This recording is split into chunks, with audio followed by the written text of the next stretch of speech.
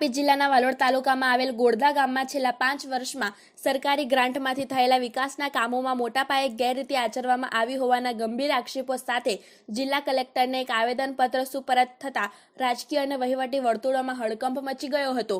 જો કે આ આક્ષેપોને બીજા જ દિવસે ગામના અન્ય ગ્રામજનો દ્વારા સંપૂર્ણપણે ફગાવી દેવામાં આવ્યા છે. હવે આ મુદ્દો ગેરરીતિનો છે કે રાજકીય કિન્નાખોરીનો છે તે એક તપાસનો વિષય બનવા પામેલ છે. તારીખ 29/10/2025 રોજ કલેક્ટર સમક્ષ રજૂ કરાયેલા પ્રથમ આવેદનપત્રમાં ગ્રામજનો વતી અરજદારોએ દાવો કર્યો હતો કે વર્ષ 2020 અને 21 થી લઈને અત્યાર સુધી ગ્રામ્ય નાણાં પંચ, જિલ્લા નાણાં પંચ, એટીવીટી 15% વિવેકાધીન, ટીએસપી, ધારાસભ્ય ગ્રાન્ટ વગેરે જેવી વિવિધ યોજનાઓ હેઠળ ગોળદા ગામે કરોડો રૂપિયાની ગ્રાન્ટ સરકારી તિજોરીમાંથી આવી હતી, પરંતુ આ ગ્રાન્ટના પ્રમાણમાં ગામના વિકાસના કામો થયા નથી. આવેદનપત્રમાં સ્પષ્ટ આક્ષેપ છે કે જે કામો થયા છે તે પણ અધૂરા છે અથવા નબળી ગુણવત્તાવાળા છે. અરજદારોએ નાણાકીય ગેરરીતિનો ચોંકાવનારો નમૂનો રજૂ કર્યો હતો. તેમજ અહીં કામ કરનાર એજન્સીએ વાલોડ તાલુકા ભાજપ સંગઠન પ્રમુખ પરિમલસિંહ સોલંકીની હોય તેવા પણ આક્ષેપ થતા જોવા મળ્યા હતા.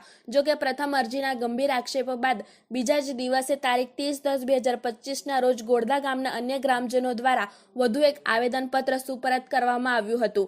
આ આવેદનપત્રમાં પ્રથમ આવેદનપત્રમાં કરાયેલા તમામ આક્ષેપોને ખંડિત કરવામાં આવ્યા હતા. ગ્રામજનોએ દાવો કર્યો કે છેલ્લા 5 વર્ષ દરમિયાન તમામ સરકારી ગ્રાન્ટોનો ઉપયોગ કરીને ગામમાં ખૂબ સારી રીતે વિકાસ થયો છે. બીજા આવેદનપત્રમાં સ્પષ્ટપણે જણાવ્યું હતું કે પ્રથમ અરજી રાજકીય રંગ આપવા માટે અને ગામમાં ચાલી રહેલા વિકાસની ગતિને રોકવાના બદ ઇરાદાથી અન્ય ગામના કેટલાક વિઘ્ન સંતોષી લોકો દ્વારા કરાવવામાં આવેલ કૃત્ય છે. ત્યારે સમગ્ર મામલે ગ્રામજનો અને સરપંચ દ્વારા શું નિવેદન આપવામાં આવ્યું તે જોઈએ. જી, આપનું નામ? ભોલાભાઈ. 2 દિવસ પહેલા એક આવેદન પત્ર આપવા જિલ્લા કચેરીમાં તમને લોકોને લઈ જવામાં આવેલા, ત્યારે તમે આવેલા ત્યાં? આવેલા છે. કોણ લઈ ગયેલું તમને? એમના માજી સર. તો માજી સરપંચ. નામ રમેશભાઈ. મોહનભાઈ.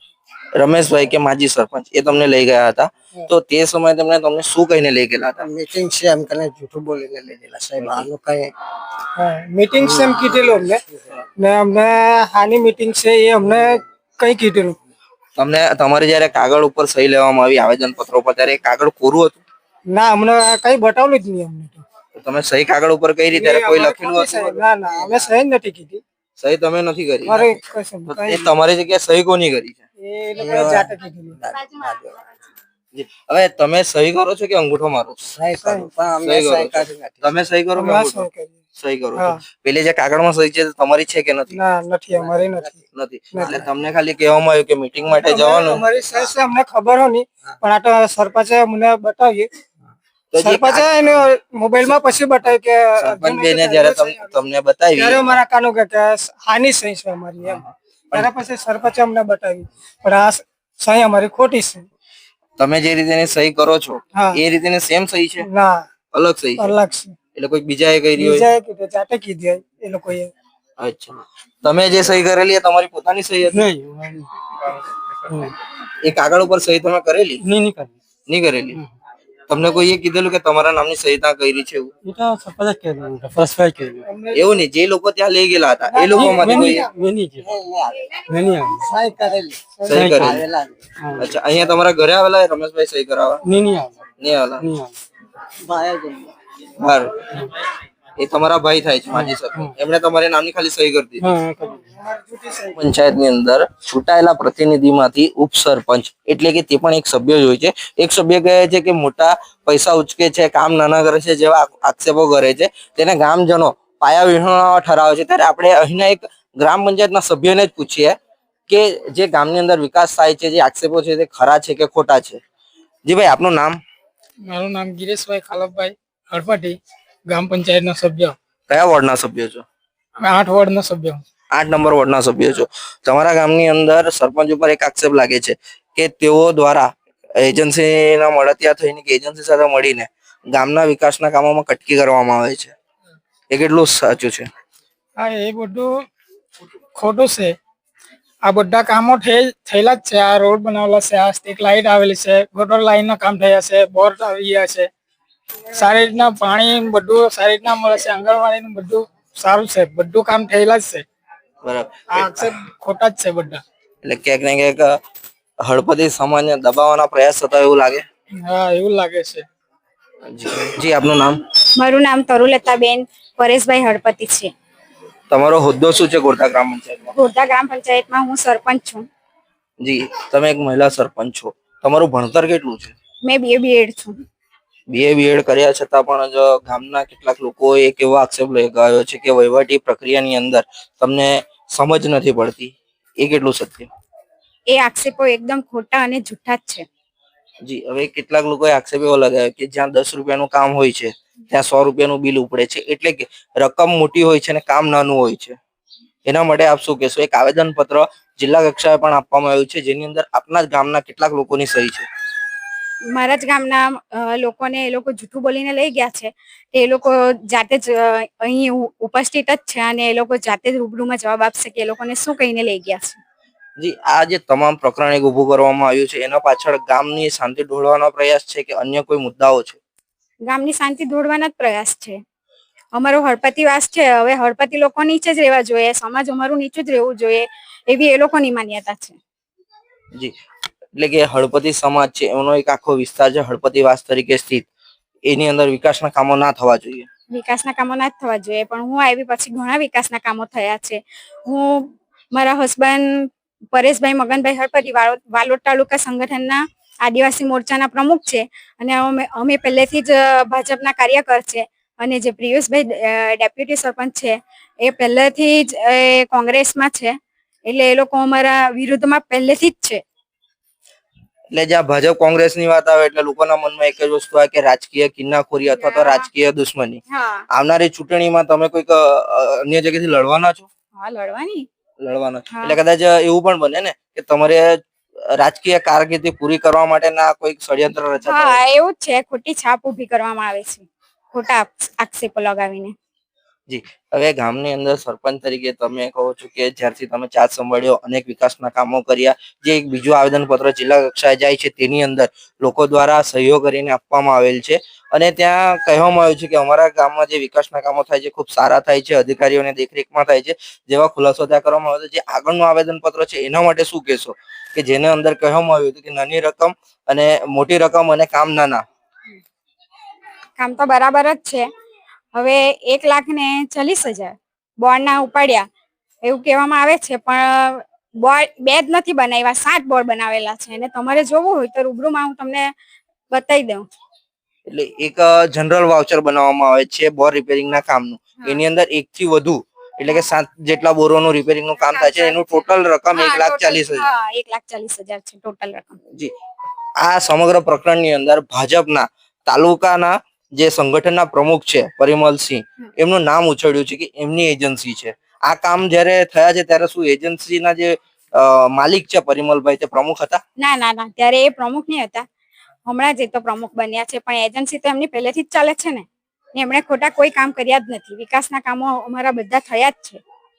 એટલે તેઓના તમારા ગામની અંદર અનેક ટેન્ડરો એમના લાગ્યા છે, અનેક કામો એમણે કર્યા છે. આજ સુધી એમના કોઈ કામ ઉપર કોઈ આક્ષેપ કર્યો હતો? ના, કોઈ આક્ષેપ કર્યો જ નથી. આ પહેલી વાર એવું બન્યું છે. તો આ પહેલી વખત આવું બન્યું છે. ગામના લોકોને પણ તમે કહો છો તમે ગેરમાર્ગે દોરવામાં આવ્યા, એટલે ક્યાંક ને ક્યાંક રાજકીય કિન્નાખોરી કે રાજકીય દુશ્મનનો બનાવ બની શકે? હા, બની શકે. જી, તમારા જે ઉપસરપંચ છે જે તમારા વિરોધમાં કહી રહ્યા છે કે ખરેખર આવું થયું છે, ડેપ્યુટી સરપંચ, તો એમના ઉપર ભૂતકાળમાં કોઈ આક્ષેપ લાગ્યા છે કે કોઈક જગ્યાએ એમની સંડોવણી બહાર આવી છે? એમના પર આક્ષેપો લાગ્યા જ છે. જે અહીંના ઉભેલા છે બધા ગ્રામજનો જ કહેશે તમને રૂબરૂમાં જ. જી, આપનું નામ? પદ્માબેન. તમે ગોરધા ગામના છો? હા. જી, ડેપ્યુટી સરપંચ એ તમારી સાથે કોઈક વખત ભૂતકાળમાં કોઈક બનાવ બન્યો છે કે તેમણે તમારી જોડે કોઈ દુર્વ્યવહાર કર્યો હોય કે કોઈક બીજી રીતે કોઈક બનાવ બન્યો હોય તે કઈ નઈ, હવે નવા સરપંચ જે આ નવા સરપંચ નું તમને કેમ ને હું કેમ છે, મારા ભાઈ ની જમીન જે આટલે નવો પુલ બન્યો ને એમાં 1,25,000 માં આપેલી જમીન એ આ પિયુષ નરેશ એને 25,000 પડાવી લીધા નથી. આ નવો સરપંચ અમારા આવ્યો એને અમને 25,000 પાછા અપાયા. એટલે એમણે 25,000 રૂપિયા તમારી પાસે 1,25,000 ની સહાય આવી હતી, એમાંથી 25,000 રૂપિયા પડાવી લીધા. કોને આપવા માટે? અધિકારીને આપવા માટે. કયા અધિકારીને એનો ખુલાસો કર્યો હતો એમણે? ના, એવું કઈ કીધું નથી. પછી એ પૈસા પરત આ લાભાર્થીને મળ્યા છે ખરા? હા મળ્યા ને અમારા નવા સરપંચ ને કીધું તો નવા સરપંચે અપાવ્યા. અપાવ્યા. હા એટલે ક્યાંક ને ક્યાંક જે ડેપ્યુટી સરપંચ પિયુષભાઈ છે તેઓએ ગઈકાલે નિવેદન આપ્યું હતું કે ગામની અંદર મોટી રકમ ઉચકાય છે, કામ નાના થાય છે જેવા ઘોટાળાના એક આક્ષેપ કર્યા હતા. એ આક્ષેપની સામે ગ્રામજનોનો પણ એક ખુલાસો છે કે ભૂતકાળમાં તેઓએ પણ ગામજનોને ગેરમાર્ગે દોરીને કે કોઈક અધિકારીના નામ ઉપર નાણાં ખંખેરવાના પ્રયાસો કર્યા છે, પણ સરપંચ જે ખરા હળપતિ સમાજમાંથી આવતા મહિલા સરપંચ દ્વારા એ નાણાં પરત અપાવવાના પ્રયત્ન કર્યા હતા અને પરત અપાવ્યા પણ હતા. જે આપના ગામ ગોળદામાં તમારા જે સરપંચ છે, મહિલા સરપંચ હળપતિ સમાજમાંથી આવે છે, એમના ઉપર આક્ષેપ થયા છે કે તેઓ દ્વારા રકમ મોટી આપીને કામ નાના કરવામાં આવે છે, તેના માટે શું કહેશો? એ બધું આક્ષેપ મૂકવામાં આવ્યો છે, ખોટા ખોટા આરોપ. એ જે અમારા ડેપ્યુટી સરપંચ છે ને એ પહેલાના જે સરપંચ હતા ને તે અભણ હતા, એટલે એને જે કામગીરી કરતા ને તે એને કટકી ખાવાની મળતી હતી. અત્યારે અમારા સરપંચ ભણેલા ગણેલા છે એમ, એટલે એને કટકી ખાવાની મળે ને એટલે આવા આક્ષેપો મૂકે છે. એટલે ક્યાંક ને ક્યાંક પાછી કદાચ સરપંચ ની સત્તા એટલે કે સત્તાનો દુરુપયોગ કરીને પોતાના ખિસ્સા ભરવા માટે કદાચ આવું આક્ષેપો કરીને આ સરપંચને દબાવવાના પ્રયત્ન થતા હોય એવું લાગે છે. હા એવું લાગે છે અમને. જી, અગાઉ આ સરપંચ ઉપર કોઈક આક્ષેપો થયા છે ડેપ્યુટી સરપંચ ઉપર? હા, એને અમારા ગામમાં જે ગૌચરની જમીન હતી તે ગૌચરની જમીનમાં બાવર હતા, તે બાવર એને વેચી કાઢ્યા એટલે ગામજનો લોકો એને જોયો, એટલે ગામજનો લોકો જોયા એટલે સરપંચ ને કીધું, એટલે સરપંચ લોકો ત્યાં હાજર થઈ ગયા, એટલે પોલીસ વાળાને બધાને હાજર કર્યા એમ, એટલે એ બાવર એને વેચવા નહીં દીધા અમે. એટલે એની પણ ક્યાંક ને ક્યાંક કિન્નાખોરી તો છે. હા, કિન્નાખોરી એની ઘણી છે. બરાબર. બીજું કે અગાઉ એક બેને કહ્યું કે 25,000 રૂપિયા કઈ પડાવી લીધા હતા, 1,25,000 રૂપિયાની કઈક વળતર પેટે રકમ મળેલી હતી, તે રકમમાંથી એને સમગ્ર ગામને જાણ છે? હા જાણશે, બધા આખું ગામને જાણશે. ત્યારે એમણે જયારે 25,000 રૂપિયા કોઈક અધિકારીના નંબર પડાવી લીધા હતા તે પરત એમણે કર્યા હતા કે કોઈ અધિકારીએ કર્યા હતા? ના, એ ગામના સરપંચ લોકો કરાવ્યા હતા. સરપંચ લોકો પાસે મતલબ? હા, પીએસ જ આપેલા, એને જ આપેલા. અચ્છા. આખા ગામની વચ્ચે આપેલા એને. જી, એટલે તે સમયે તેમણે એક્સેપ્ટ તો કર્યું જ હતું કે તેમણે કોઈક અધિકારીના નામ પર કે કોઈક અધિકારી માટે ઉઘરાણી કરી હતી. ઉઘરાણી કરી હતી એને, અધિકારીના નામ પર. જી, એવા કોઈક બીજા લોકો સાથે પણ એમણે કર્યું છે ગામમાં? એવું તો ઘણું બધું કર્યું, પણ હવે સોલર વાળું હવે એને કર્યું છે કે મારા ગામમાં અમારે જમીનમાં જમીન આવતી છે એવું કરીને એને સોલર વાળાને પણ અટકાવ્યા છે. 25,000 ની માંગણી, 25 લાખની માંગણી કરી છે એને. એટલે કોઈક સોલર પ્રોજેક્ટ તમારા ગામમાં આવતો છે? ચાલે જ છે. ચાલે છે. તો સોલર પ્રોજેક્ટ વાળા જોડે પણ પૈસાની માંગણી કરી? હા, માંગણી કરી છે એને. કેટલા પૈસાની માંગણી કરી? 25 લાખની માંગણી કરી છે એને. જી, હવે જયારે કોઈક ફરિયાદ થાય છે, એક આદિવાસી આગેવાન ઉપર વલોડ તાલુકામાં ફરિયાદ થઈ હતી ને ખંડણીનો ગુનો દાખલ થયો હતો, ત્યારે આપણે જોવાનું એ છે કે જયારે કોઈક પાર્ટી સાથે જોડાયેલો વ્યક્તિ કોઈક જોડે પૈસાની માંગણી કરે છે કે પૈસાની ઉઘરાણી કરે છે, ત્યારે એના ઉપર કોઈક વ્યક્તિ ઉભો થઈને ફરિયાદ કરે છે અને એના ઉપર એફઆઈઆર થાય છે અને કાયદાકીય પગલા લેવાય છે કે તે તો આગળના સમયમાં આપણે જોવું રહ્યું. જો કોઈક વ્યક્તિ હશે, પોતે પણ ઈમાનદાર હશે, પોતે કઈક ખોટું ના થાય તેનું ધ્યાન રાખતો હશે તો એ 100% ફરિયાદ કરશે. એ તો આવનારા સમયમાં જોવું રહ્યું. પણ અહીં જે આક્ષેપ કરનારાઓ હતા તેઓ ક્યાંક ને ક્યાંક પોતે આક્ષેપોની અંદર ઘેરાતા જોવા મળી રહ્યા છે. હવે આગળ આ સમગ્ર મામલો શું વળાંક લે છે તે પણ આપણે આવનારા સમયમાં જોશું. પૂરા પ્રકરણમાં હળપતિ સમાજ એટલે કે આદિવાસી સમાજની અંદર સમાવિષ્ટ થતું એક જ્ઞાતિ છે. આ જ્ઞાતિમાંથી આદિવાસી સમાજનું બીજેપી તરફથી આગેવાની કરતા એવા પરેશભાઈ આપણી સાથે જોડાયા છે. તેઓ આ સમગ્ર પ્રકરણને શું કહે છે તે આપણે એમના મુખે સાંભળીએ. જે પરેશભાઈ, તમે આદિવાસી મોરચાના આગેવાન છો, હોદ્દેદાર છો, તો હળપતિ સમાજનો વિકાસ એટલે આદિવાસીઓનો વિકાસ કહી શકીએ? હા, બરાબર છે. તો આજે વિકાસને રૂંધાવવાની વાત ચાલી રહી છે. તમારા ગામજનો કહે છે કે અમારા ગામનો વિકાસ અટકાવવા માટેની વાત ચાલુ રહી છે, કેમ કે આક્ષેપો થશે, પ્રત્યાક્ષેપો થશે તો ગામની અંદર જે સરકાર દ્વારા ગ્રાન્ટ આપવામાં આવે છે એને ક્યાંક ને ક્યાંક અટકાવવામાં આવશે, કેમ કે તપાસના નામે ગ્રાન્ટને પાછળ ઢકેલવામાં આવે છે કે જ્યારે તપાસ પૂર્ણ થશે પછી અમે કામો ચાલુ કરીશું. એક ક્લીન ચીટ મળ્યા બાદ તો જો આ તપાસ ચાલુ થાય, તપાસનું નિરાકરણ જો વર્ષ સુધી ના આવે, 2 વર્ષ સુધી ના આવે કે કંઈક લાંબા સમય સુધી ના આવે, ત્યાં સુધી ગામનો વિકાસ અટકી જ જવાનો છે. એના માટે શું કહેશો આપ? મારે તો એટલું જ કેવું કે ગામના વિકાસમાં એકદમ સારા કામ થાય છે હળપતિવાસમાં ને કણબીવાળમાં ને ચૌધરી ફરી અમારા 3 ગામ છે. કોઈ કામ બાકી રહ્યા નથી, બધા જ કામ થાય છે. હળપતિ લોકોને જે કઈ સુવિધા, આવાસની સુવિધા, લાઇટની હોય, પાણીની હોય, ગટર લાઈન હોય, હેન્ડપંપ હોય, પાણીની સુવિધા બધી અમારા ગામમાં છે જ અને મળતી જ રહેલી છે. ને જો આ કોઈ બહારના વ્યક્તિના લીધે જો આ પોતાના ગામમાં આવું આ કાવતરો કરીને આ ખોટો વિરોધ કરે એ તદ્દન ખોટું છે, એ પાયા વિહોણું છે. બહારના વ્યક્તિ એટલે કોણ?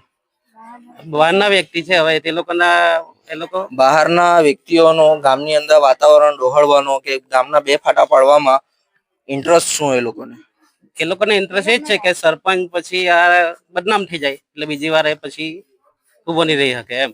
એ લોકોને એ જ છે, બીજું કઈ છે નથી. આ ગામમાં જે સુવિધા જે મળતી છે, જે કામો થતા છે એ અટકી જાય વર્ષ સુધી, એટલે પછી એ લોકોને ગામમાં આપણે ખોટા સાબિત કરીએ કે આ લોકોને કોઈ કામ થયા જ નથી ને થતા જ નથી.